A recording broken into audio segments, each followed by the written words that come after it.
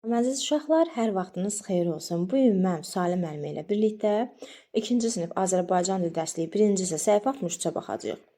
Gəlin baxaq tapşırıqlara uşaqlar. Bugünkü dərsimiz isə hərəkətin zamanına aiddir. Yəni feildən gedəcək. Feilin zamanlarından ki, 3 zamanımız var. Keçmiş zaman, indiki zaman, gələcək zaman. Gəlin suallara cavab verək, tapşırıq C-də. Cümlələri uyğun gələn hərəkət bildirən söz əlavə etməklə oxuyun. Getdik uşaqlar. Gəlin birinci cümləyə baxaq. Dünən güclü yağış nə etdi uşaqlar? Bax sualımı verdim. Yağdı, düzdürmü? Yağdığını götürəcəm.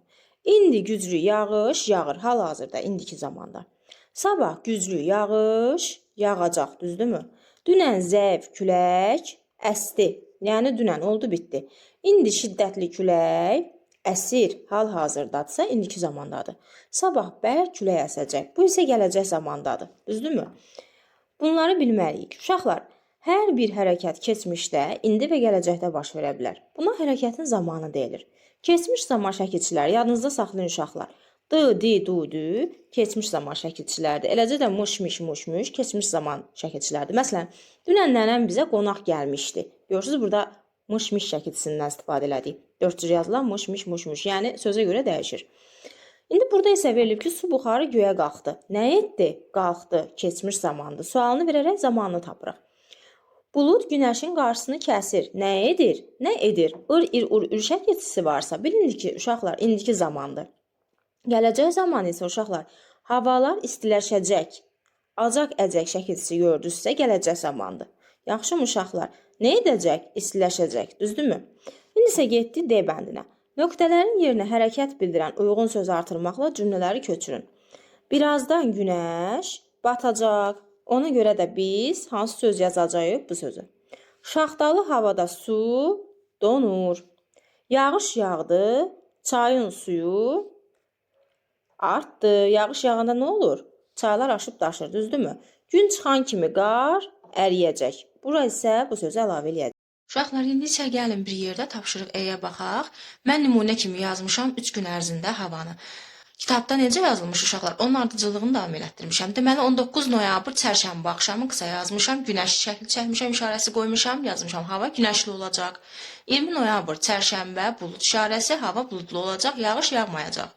Və yaxud da yaza bilərsiniz ki, yağış gözlənilmir. Nə istəsəz yaza bilərsiniz. 21 noyabr isə cuma axşamı bulud günəş işarəsi qoymuşam. Niyə?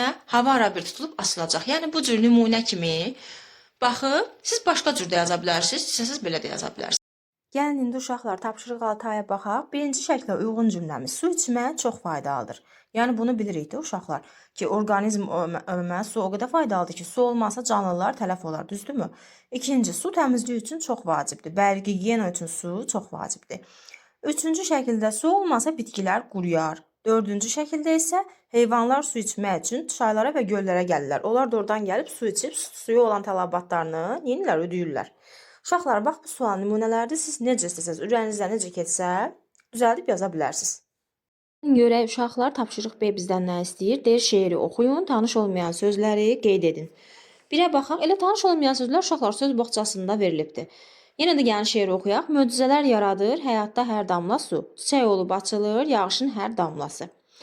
Bir həyat çeşməsidir. Uşaqlar, çeşmə nədir? Gəlin sizə çeşməni izah edeyim. Çeşmə içməli suyun axdığı yerdir. Yaxşımı? Çaylar, göllər, bulaqlar bu tanışdır. Su olmasa neynər? Balinalar, balıqlar. Balinalar harda olur? Okeanlarda üzür, düzdürmü? Üçüncü, su olmasa quruyar. Kollar, güllər, ağaclar, gün altında qovrular, çiçəklənən yamaclar. Yəni susuzluqdan qovrular sözündə yeni söz kimi götürək. Yəni susuzluqdan yanar da olar, quruyar bitkilər o mənada. Susuz qəribsəyərdir. Qəribsəmək uşaqlar, bilirsiniz nədir? Yəni darıxmaq, nəyisə qəribsəmək, su üçün darıxardı da. Çünki meşələr, dağlar, düzlər susuz qala bilməz. Axı qoruyar. Məcazi mənada deyiblər ki, qəribsəyərdir. Dünyamıza bəzəkdir okeanlar, dənizlər. Deməli, susuz həyat olmazdı da bir sözlə belə desək, düzdürmü? İndi gedək tapşırıq C-yə. Aşağıdakı cümlələri oxuyun, cümlələri şeirin bəndləri ilə uyğunlaşdırın. Uşaqlar, gəlin baxaq görək A bəndinə hansı uyğundur? Su olmasa kollar, güllər, ağaclar quruyar. Deməli, biz hansı bəndi götürəcəyik? A bəndinə uyğun, elə burada işarə verəcəm. Üçüncü bəndi yazacaqsınız, çünki A bəndinə uyğundur. Meşələr, dağlar, düzlər su ilə canlanır, susuz nə okean, nə də dəniz olar. Bu hansı bəndə uyğundur uşaqlar? Əlbəttə ki, B bəndi.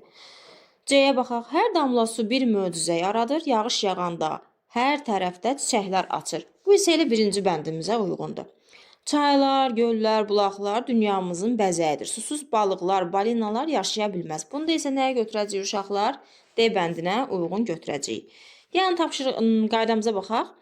Cümlədə sadalanılan sözlər arasında vergül işarəsi qoyulur. Məsələn, qaranquş, leylək, durna, bülbül köçəri quşlardır. Bunu da unutmayaq uşaqlar, durğu işarəsidir. Vergül durğu işarəmizdir. Məsələn, B bəndində fikir verin.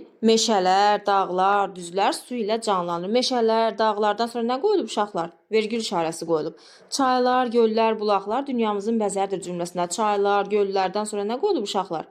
Yenə vergül işarəsi qoyulubdur. Yəni durğu işarəsini də qoymağı unutmayaq. Kanalımıza uşaqlar abunə olmağı, izləməyi və istəsəniz də ödənişli qruplara yazılmağınız üçün aşağıda nömrə qoymuşam, müraciət edə bilərsiniz.